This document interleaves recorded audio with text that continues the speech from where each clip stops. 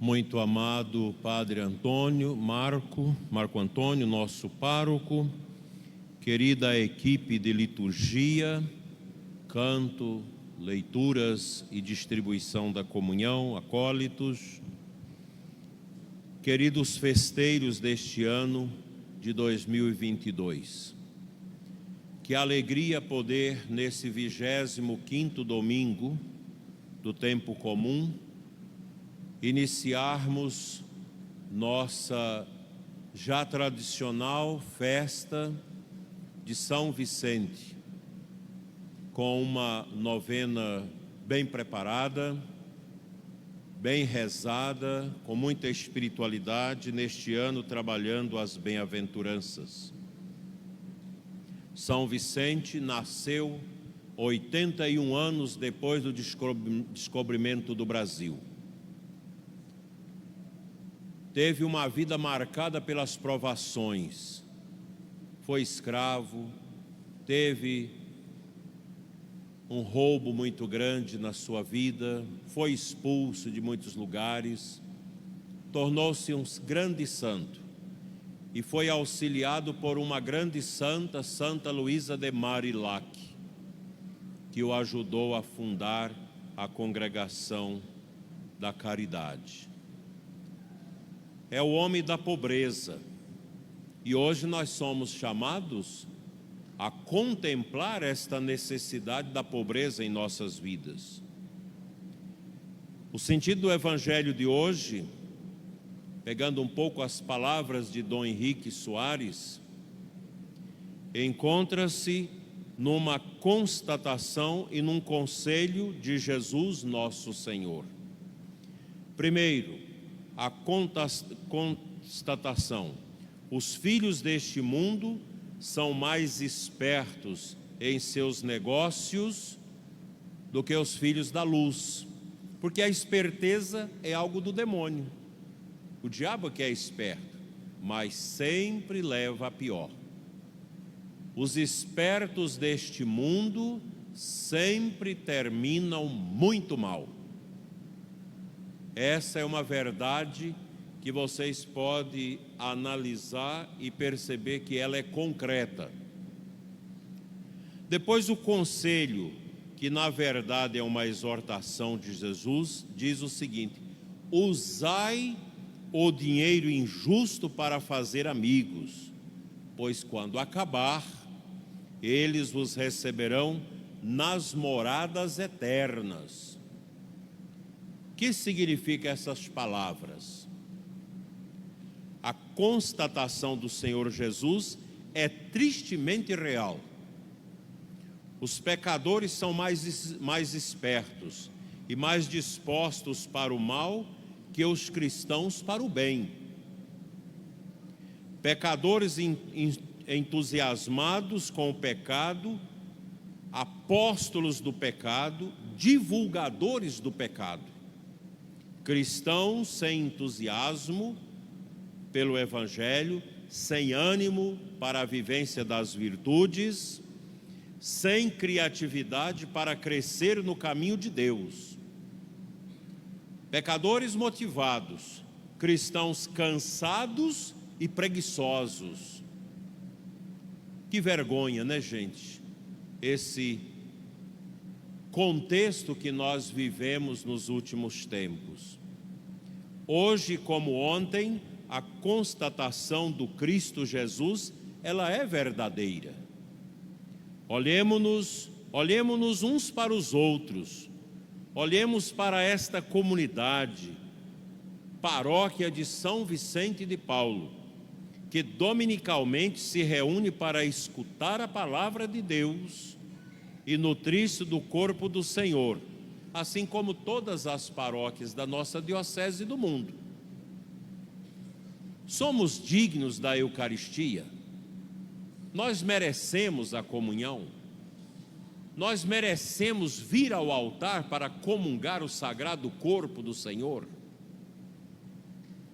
Sê-lo-emos se nos tornarmos testemunhas entusiasmadas e convictas daquele que aqui escutamos. daquele que aqui somos por ele alimentados. Da constatação triste do Senhor brota a sua exortação grave: usai o dinheiro injusto para fazer amigos, pois quando acabar, eles vos receberão nas moradas eternas. Palavras estranhas à primeira vista, escandalosas. O que significam? Jesus chama o dinheiro de injusto. Dinheiro aqui é tudo quanto tenhamos de precioso, de bom, de desejável, de agradável, tudo quanto para nós seja uma riqueza. E esse dinheiro é injusto porque o dinheiro, a riqueza, os bens materiais e os bens da inteligência, do sucesso, da fama, ainda que adquiridos com honestidades, são sempre ambíguos, perigosos, sempre traiçoeiros, sempre perigosos, sempre na iminência de escravizar nosso coração e nos fazer seus prisioneiros. Dinheiro injusto, porque sempre nos tenta a injustiça de dar-lhes a honra que é devida somente a Deus, e de buscar nele a segurança que somente o Senhor pode nos assegurar. Não é pecado você ser rico. O pecado está em você acreditar na riqueza, amarrar seu coração a ela e usá-la para fazer o mal aos outros. É tremendo isso. E nós precisamos ser sempre precavidos. Por isso Jesus chama bens deste mundo de dinheiro injusto. E constantemente nós corremos o risco de nos embebecer com ele, fazendo dele o fim da nossa existência, nossa segurança e nosso Deus. Mas os bens materiais em geral e o dinheiro em particular não são maus de modo absoluto, como já disse. Esses bens materiais se tornam maus quando nós usamos mal deles. Os mais velhos lembram da loteria esportiva de 13 pontos no passado. Alguém lembra quando tinha essa loteria esportiva? Levanta a mão quem lembra. Pelo menos algumas pessoas da minha idade. Aqui no Goiás teve um sujeito que ganhou sozinho, o tal de Miron. Era uma pacotada de dinheiro naquele tempo. A primeira coisa que ele fez foi largar a mulher, arrumar uma outra mais bonita. Essa boniteza que é coisa do mundo. E aí foi indo, e terminou a sua vida mais pobre do que era antes, do que ganhou o dinheiro. Usou o dinheiro mal, um dinheiro mal usado. Uma coisa muito triste. Nosso dinheiro, nossa riqueza pode ser usada para o bem. Por isso Jesus nos exorta a fazer amigos com eles. Fazemos amigo com nossos bens materiais ou espirituais quando os colocamos não somente ao nosso serviço, mas também ao serviço e crescimento dos irmãos, sobretudo dos mais necessitados, tão queridos por Jesus e tão amados por ele, São Vicente de Paulo. Aí o dinheiro se torna motivo de libertação, de alegria e de vida para os outros. Então, assim, procedendo, tornamo-nos amigos dos pobres, que nos receberão de braços abertos na casa do Pai, nas moradas eternas. Se nós usarmos o dinheiro para o bem. Bendito dinheiro quando nos faz amigo dos pobres e por meio deles amigos de Deus. Que eu diga aos cristãos que foram ricos e se fizeram amigos de Deus, porque foram amigos dos pobres.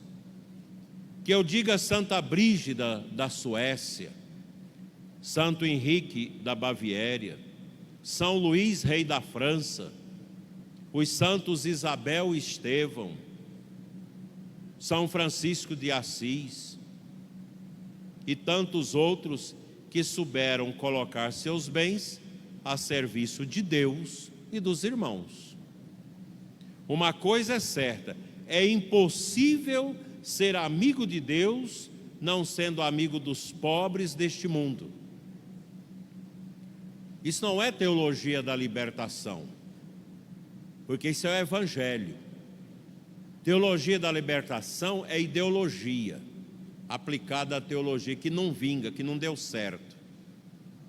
O amor aos pobres, aos pequenos, aos sofredores é da índole da igreja, é da índole do Evangelho, e por isso não há necessidade nem de criarmos uma opção preferencial por eles, porque já é da natureza intrínseca da igreja e dos cristãos que seguem Jesus no coração dela. Sobre isso o Senhor nos adverte duramente na primeira leitura de hoje. Ai dos que celebram as festas religiosas dos sábados e das luas novas, em honra do Senhor, com o pensamento de, no dia seguinte, roubar, explorar o pobre e pisar o fraco. Quantos candidatos políticos que nesse tempo vêm nas periferias da cidade, nos lugares pobres das nossas terras e assentamentos, como se amasse os pobres, mas apenas com o interesse de pegar o voto do pobre. E depois, daqui 4 anos, ele volta lá para lembrar o pobre que precisa votar de novo nele, mentindo. Maldita prática religiosa esta, que cultua a Deus, mas não tem amor aos que sofrem. E aqui, gente, o pobre não é só o mendigo que está pedindo, não. É o idoso, às vezes rico, que é esquecido nas casas chiques. É o doente, é a pessoa que não consegue se locomover por causa da sua deficiência. É o sacerdote pobre esquecido, que nós temos muito no nosso mundo. Quantos sofrimentos nós temos. A queixa do Senhor é profunda, sua sentença é terrível. Ouçamos o que ele diz e tremamos. Por causa da soberba de Jacó, o Senhor jurou: nunca mais esquecerei o que eles fizeram. A verdade, meus irmãos, é que não podemos usar nossos bens como se Deus não existisse e não nos mostrasse os irmãos necessitados, como também não podemos adorar a Deus como se não tivéssemos dinheiro e outros bens materiais ou da inteligência, bens que devemos ser colocados debaixo do senhorio de Cristo. O mais pobre é nosso Senhor. Olhem para a cruz, é o mais pobre, é o próprio Deus, que muita gente despreza não indo à missa aos domingos. Vejo que hoje tem muitas cadeiras vazias, tem muita gente passeando, comendo churrasco na beira de lago. Mas o churrasco é mais importante que a Eucaristia.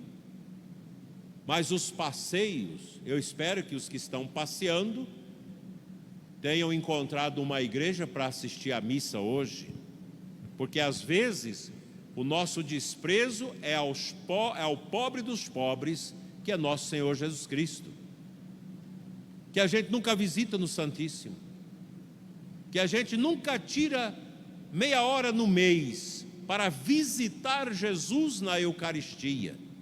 Ele é o pobre que nos espera na hóstia pobre, de uma capela pobre, para enriquecer o nosso coração com a riqueza de Deus. Não se pode, meus irmãos, separar nossa relação com Deus do modo como usamos o nosso dinheiro e os nossos bens. Daí a importância do dízimo. Quando eu devolvo, eu consagro o dízimo daquilo que eu recebo como fruto do meu trabalho, todos os meus bens passam a ter a unção de Deus. Eu olho para a minha casa, olho para o carro, ou para a moto, ou para a bicicleta, ou para uma roupa que eu compro e agradeço. Obrigado, Senhor, porque esse dinheiro o Senhor me deu através do meu trabalho. O dízimo. O católico que não entendeu ainda o dízimo, precisa entender. Porque a conversão nossa passa pelo bolso. E a nossa relação com o dinheiro, com os bens, com o nosso salário, ela se torna profícua, positiva, quando eu devolvo consciente e prontamente o meu dízimo. Isso é cura, isso é libertação. Eu poderia dar aqui 10 testemunhos da minha família sobre o dízimo. As bênçãos, as graças, as alegrias que brotaram no coração da minha família a partir do momento em que se consagrou o dízimo a nosso Senhor. Os bens deste mundo são pouco em relação com os bens que vêm do céu para nós, os bens eternos, que o Senhor nosso Deus promete para sempre. Essas coisas nossas aqui são passageiras. Quando você morrer, já no velório já tem alguém da família pensando: o que vai tocar para mim? Eu me lembro, há muitos anos, de apartar uma briga de família por causa de uma casa velha, de uma carroça e uma égua esfolada que o morto deixou para 8 filhos, que se tornou uma quizumba de briga. Uma casa velha de adobo, rachada, caindo, uma carroça velha que a igreja tinha dado para aquele homem trabalhar, porque a Igreja Universal tinha tomado a sua carroça anterior, aí eu dei uma segunda para ele. Isso foi causa de briga. É briga por causa de um colchonil, de um arrelho, por causa de um argolão de carro de boi que o pai tem guardado, por causa daquela espingarda fulminante antiga de carregar pela boca. A gente briga por causa dessas coisas. Essas coisas antigas a gente pega, leva lá para o museu, lá de frente à igreja São José, entrega lá, brigando por causa de coisas. Isso não é de Deus. A gente morre e fica outros brigando com as quiçaças que nós pegamos do pai, da mãe, do avô. Quem é fiel nas pequenas coisas, também é fiel nas grandes. Fiel no seu terço diário, na sua missa dominical, fiel no seu dízimo. Ah, minhas coisas vão sempre para trás. Uma pessoa essa semana choramingava, o sofrimento, perdeu tudo que tinha, negócios errados, e agora numa confusão, fez: você está perdendo essas coisas, para você entender que o maior bem da sua vida é a sua esposa e seus filhos. Porque você correu a vida toda atrás dessas coisas, desprezando a sua esposa, desprezando seus filhos. Deus não quis te tomar as coisas, mas permitiu essa provação. E ele chorava. E eu dizia: busque a verdade. O tesouro mais precioso seu é a sua família. Não é essas quiçaças, essas coisas, empresa, que você perdeu para banco. O mais importante é a família. E eu perguntei: você devolvia o dízimo? Ah, não, mas eu dava uma oferta para a igreja, dava um bezerro na festa, quando precisava das coisas eu dava. Não, isso não é dízimo, isso é oferta. Uma coisa é a oferta, que você dá livremente. Outra coisa é o seu dízimo ordinário, todo mês você devolvendo aquilo que é fruto do seu trabalho. Ah, mas eu não sabia quanto eu ganhava. Empresário rico, mercados, fazenda. Mas você podia devolver os 10% daquilo que você gastava por mês, na água, na energia, na comida, no carro, na gasolina, nos passeios. Aprenda a calcular seu dízimo. E eu disse para ele: com o restinho que te sobrou, vai lá na tua paróquia Nossa Senhora de Fátima e comece amanhã a devolver seu dízimo com o pouco que você quase não tem. E ele falou: vou começar. Depois me passou uma mensagem: eu senti um alívio quando devolvi o meu dízimo na minha miséria e indigência. Senti Deus tirar de dentro de mim um monte de gravetos. E está vendo aí? É o dízimo. O dízimo é a nossa humildade. Quem não é humilde não devolve o dízimo, não confessa, fica agarrado nas coisas passageiras. Você não é obrigado a ser dizimista. Ninguém é obrigado a ser dizimista. Mas eu te faço uma proposta: faça a experiência. Daqui 5 meses, comece a devolver seu dízimo com fé. Traga seu dízimo mensalmente e devolva. Se não mudar alguma coisa na sua vida, você volta à paróquia, pede à secretária para te devolver o dízimo que você deu. Se em meio ano de dízimo, se você não olhar para você e ver que mudou alguma coisa, volte e pega seu dízimo de volta. Cadê a secretária? Levanta a mão. Está lá no canto. Devolva. Está lá no canto. Fazei a experiência, diz o Senhor dos Exércitos, e vereis se eu não abro as comportas do céu para derramar sobre vós bênçãos muito além daquilo que vocês precisam. Ezequiel 3:10. Dízimo é promessa. Mas você só deve ser dizimista quando você tiver consciência. Se você é fiel no seu dízimo, pode vir o mundo todo. Você pode perder a saúde, pode perder tudo, mas você nunca vai perder sua fé, nem sua alegria, nem sua esperança. Porque o dízimo não é para você ganhar mais dinheiro não, gente.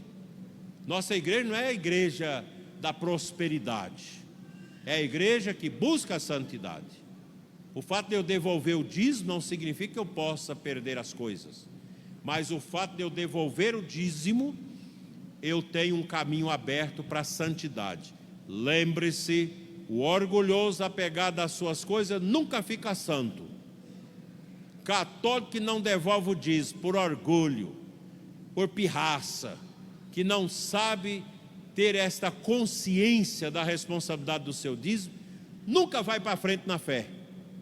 É sempre aquele católico igual o feijão encroado, que não cozinha, que não amacia, fica sempre encroado, porque é apegado, é agarrado aos seus bens. Ah, mas eu devolver o meu dízimo?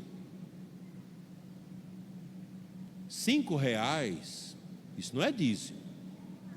Quando você está desempregado, você vai na paróquia e diga lá: anote aí que eu estou desempregado, não tenho como receber o dízimo. E se estiver passando necessidade extrema, diga lá: sou um ex-dizimista, que agora não tem jeito de eu devolver meu dízimo, estou passando fome. O dinheiro do dízimo é para levar uma cesta, para dar comida para uma pessoa dizimista que agora está passando fome, está doente e não tem dinheiro para comprar comida. Vocês da pastoral do dízimo devem zelar aquelas pessoas que deixam de devolver o dízimo. É preciso saber o que está acontecendo. Às vezes a pessoa está em indigência. E todas as paróquias têm o seu serviço, mesmo que pequeno, de ajudar o que sofre, gente. E nós temos que abrir o coração a ajudar os que passam fome, aos que estão na miséria, no sofrimento. E às vezes o nosso povo da igreja, da comunidade, passa por situações tão tristes e a gente não sabe. Nós temos que zelar uns dos outros. O dízimo é também para zelar dos pobres, é para a manutenção da igreja, do padre, do culto, para a manutenção da evangelização e da missão, mas é também para dar aos famintos e sofredores o alívio. Faça a experiência. Meu pai era um ignorante. Eu já dou 2 bezerros, 3 bezerros por ano para a igreja, para a comunidade lá, comunidade cá, tá cá. Falava sempre mal dos padres. Essas coisas que falam de padre, que falam de bispo, o padre é ladrão, o padre é isso. Tem essas coisas que o pessoal fala. Mas a gente que é padre, deita no chão no dia da ordenação e esquece isso. Mas chegou o tempo em que foi tomado tudo que tinha pelo banco. Negócio errado. E na miséria meu irmão o ajudou, e quando ele saiu da miséria, que voltou a construir novamente as coisas, meu irmão disse: meu pai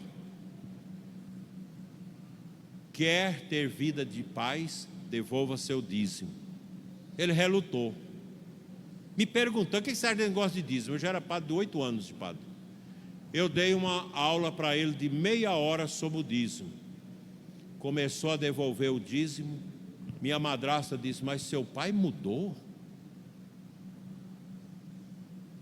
Meu pai mudou comigo, ficou humilde, começou a ajudar os pobres, a visitar os doentes, a confessar todo ano, depois de 20 e tantos anos sem confessar. O dízimo curou o coração do velho. O dia que eu dei a unção para ele, para morrer há 17 anos atrás, eu olhava no rosto do meu pai e via ali o rosto da bondade.